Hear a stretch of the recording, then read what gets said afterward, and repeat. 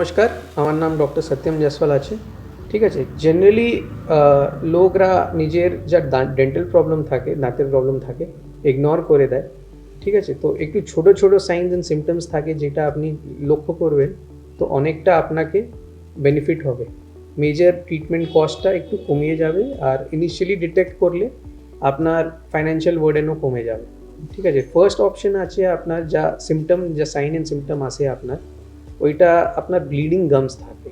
ঠিক আছে, যদি ব্লিডিং হচ্ছে, আপনি ব্রাশ করছেন তারপরে ব্লিডিং হচ্ছে, খাওয়ার পরে ব্লিডিং হচ্ছে, ঠিক আছে, তো this is a symptom of gingivitis.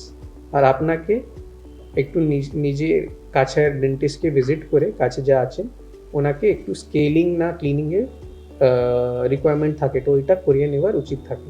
First option. Second option, যদি আপনি ননভেজ খাচ্ছেন, কনজিউম করছেন, স্মল ফ্রেগমেন্ট অফ বোন এসে গেল আর কোথাও আটকে গেল দাঁতের মধ্যিখানে, যদি আপনার দাঁতের প্রবলেম থাকে, ডেফিনেটলি কোথাও না কোথাও একটু খাবার আটকাবে।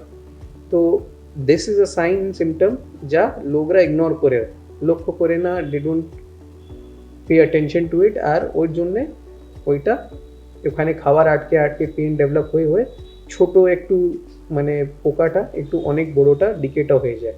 ঠিক আছে, তো this is the two signs and symptoms generally সব কেউ নোটিস করে।